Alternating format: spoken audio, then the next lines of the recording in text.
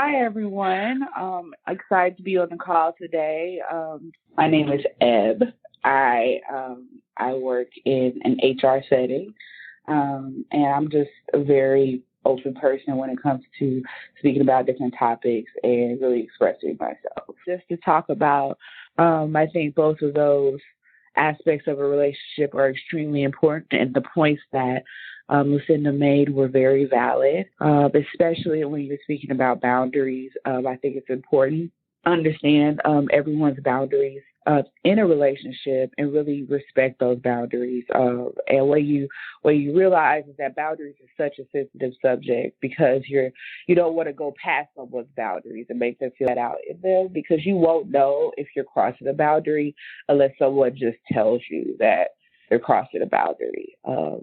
And if you feel like they are, if you feel like they're crossing a boundary, it's important to express that to them and not to hold that in and not tell them, especially when it comes to intimacy. Some people are into certain things and some people aren't, and it's important to know what someone likes, what pleases someone else versus what may not please you. It's important to really have those discussions and those dialogues, and it can actually be a very intimate thing to talk about what you want or how you want to be pleased or how you want to be satisfied with your partner. I think it's a very intimate, very flirty conversation to have, and it's nothing wrong with having that open dialogue because if you don't speak about it, then there's no way for anyone to know how you may feel or how you may want to be loved or how you may want to be appreciated or how you want to feel, because sometimes when we start that journey with somebody, it may not be automatically love, but once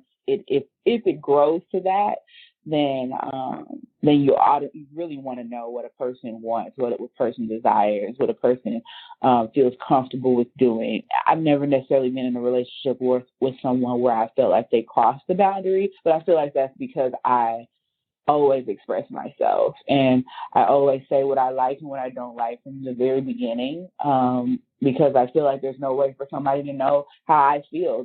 That person can't crawl inside of your mind and try to figure out what you want. You have to express that. No one sits in your brain and knows exactly how you're thinking and feeling. So in order to feel comfortable with that person and really enjoy your time with that person to the fullest, you just need to have open dialogue with them. It doesn't have to be such a formal conversation. It could just be you watching TV with that person and something comes across the television and you start talking about it. It could just be over dinner. It could be just when you're waking up in the morning with next to that person.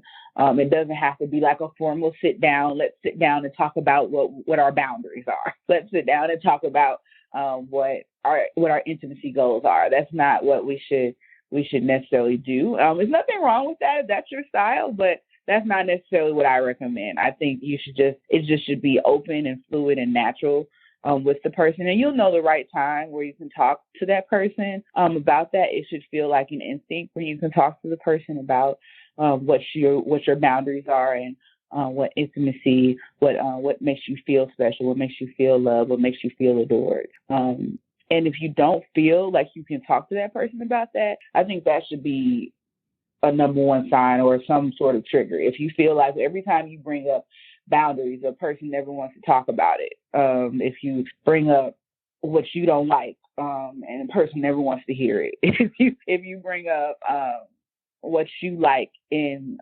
in necessarily in the bedroom, but at the same time, intimacy is just not in the bedroom. It's how you feel like you want to be hugged or touched or looked at, or how you want to be just adored in general. I feel like if you can't have those sort of conversations with the person ever, if every time you bring it up, they just shut it down, that should be a sign to maybe not want to continue going in that direction with that person. Because if you can't talk to your person about everything, then what's the point in being with that person?